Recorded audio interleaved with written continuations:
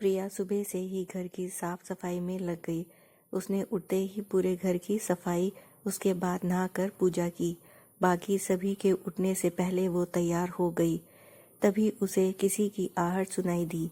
प्रिया समझ गई कि उसके पति रमेश उठ गए हैं। प्रिया ने फटाफट गैस पर चाय चढ़ा दी। रमेश: प्रिया कहाँ हो, चाय चाहिए थी। प्रिया: जी बस अभी लाई। रमेश: तुम्हें पता है ना कि मुझे सुबह उठते ही चाय चाहिए।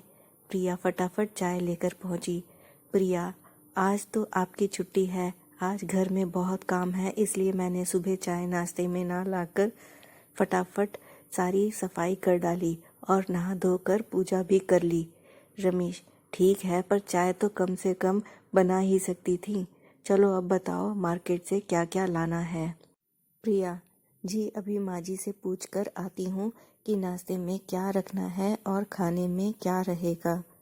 प्रिया फटाफट चाय लेकर सुधा जी के कमरे में पहुँच गई। जाते ही उसने पैर छुए और कहा: प्रिया: माँ जी, मेहमानों को नाश्ते में और खाने में क्या देना है? ये मार्केट जा रहे हैं तो मैं सामान मंगा लेती। सुधा जी: बहू, नाश्ते और खाने की पूरी लिस्ट मैंने कल रात को बना ली थी।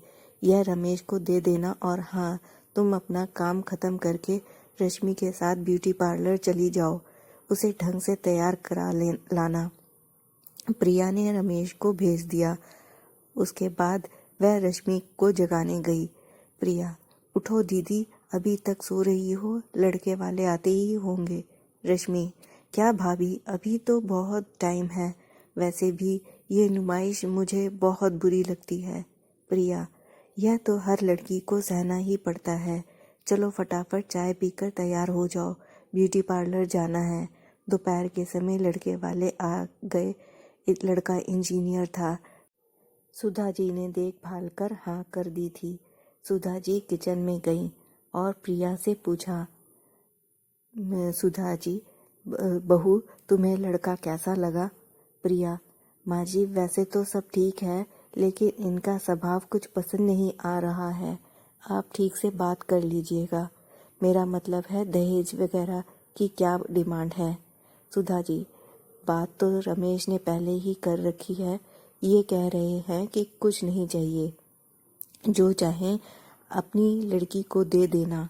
प्रिया: चलिए माँ जी, वहीं देखते हैं क्या बात हो रही है। लड़के के पिता: जी आपकी लड़की हमें पसंद है, आप बताइए।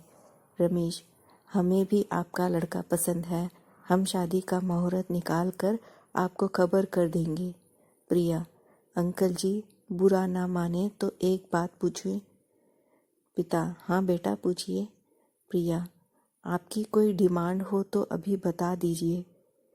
पिता: नहीं बेटा, हमें कुछ नहीं चाहिए, बाकी आप समझदार हैं, जो चाहें अपनी बेटी को दे दीजिएगा। प्रिया: जी हम तो 1 रुपये की शादी करना चाहते हैं। रमेश: चुप रहो, ये क्या बोल रही हो? सुधा जी: बहू ये क्या कह रही है, सारी बनी बनाई बात बिगड़ जाएगी। पिता: यह क्या मजाक है भला, आज के ज़माने में 1 रुपये में शादी होती है कहीं? प्रिया: यही तो मैं जानना चाहती हूँ अंकल जी, क्या चाहिए आपको? रमेश खड़े होकर प्रिया को पकड़कर अंदर ले जाता है। रमेश: ये क्या बकवास कर रही हो? प्रिया: तुम्हें नहीं पता, आजकल ऐसे ही कहते हैं, हमें कुछ नहीं चाहिए, फिर धीरे धीरे अपनी डिमांड शुरू कर देते हैं। मेरी बात मानो तो यह रिश्ता मत कीजिए। तभी सुधा जी अंदर आती हैं। सुधा जी: रमेश, इसे चुप कराओ, बड़ी मुश्किल से एक रिश्ता मिला है, उसे भी ये बर्बाद कर देगी। रमेश उसे डांट कर चुप रहने को कहता है। रिश्ता पक्का हो जाता है। 4 महीने बाद शादी का मुहूर्त निकलता है। एक दिन रमेश सुबह काम पर जाने के लिए तैयार हो रहा था, तभी लड़के के पिता का फोन आ जाता है। पिता: बेटा, हम यह जानना चाह रहे हैं कि आप लोगों का क्या बजट है शादी का। रमेश: जी आप चिंता न करें, हम ठीक ठाक शादी कर देंगे। पिता: नहीं, मैं सोच रहा था दहेज में एक गाड़ी लेकिन आप अपनी बहन को दे देते कि कुछ तो अच्छा रहता। पिता, वो तो सब कहते हैं, लेकिन कुछ तो तुमने भी सोचा होगा। एक काम करो, तुम अगर छोटी गाड़ी देना चाहते हो तो हम कुछ बाराती कम ले आएंगे। उससे जो पैसे बचे उससे बड़ी गाड़ी दे देना। उनसे बात करने के बाद रमेश सारी बात माँ को बताता है। सुधा जी, शायद उस दिन प्रिया सही कह रही थी। इंसान को पहचानने की अकल हमसे ज़्यादा उसमें है। ठीक है, यह पहली डिमांड है, पूरी कर देते हैं, आगे से ध्यान रखेंगे। लेकिन बात यहीं नहीं रुकी। जैसे जैसे शादी का दिन नज़दीक आता जा रहा था, उनकी डिमांड बढ़ती जा रही थी।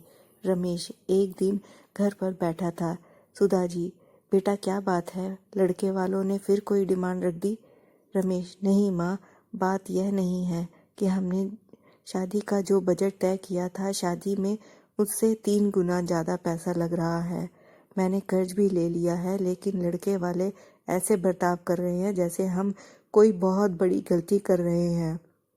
प्रिया, मेरी बात मानिए, शादी के लिए अभी मना कर दीजिए। रश्मि के लिए बहुत अच्छे रिश्ते मिल जाएंगे। इन लोगों का मुंह हमेशा फटता रहेगा। लेकिन सुधा जी और रमेश बदनामी के डर से लड़के वालों की हर डिमांड पूरी करते रहे। शादी के दिन सभी बहुत खुश थे। जैसे ही बारात आई, सबने बारात का स्वागत किया। रमेश बहुत डरा हुआ था कि कहीं विदा से पहले एक और नई डिमांड ना निकल आए। लड़का लड़की फेरों के लिए बैठने ही जा रहे थे कि लड़के के पिता ने कहा, रमेश, वो गाड़ी कहीं नजर नहीं आ रही। रमेश जी, वो आज डिलीवरी नहीं हो पाई। आप ये पेपर रख लीजिए, गाड़ी सीधे आपके घर पहुंच जाएगी। पिता, यह शादी रोक दो, इस शादी में सबसे बड़ी आइटम ही गायब है। रमेश, अंकल जी, मैं आपके पैर पड़ता हूँ, ये पेपर रख लीजिए, कल सुबह गाड़ी में आपके घर पहुँचा दूंगा। पिता, नहीं, ऐसा नहीं हो सकता। सुधा जी और रश्मि रो रही थी। इधर रमेश परेशान था कि क्या करें। तभी प्रिया सामने आई।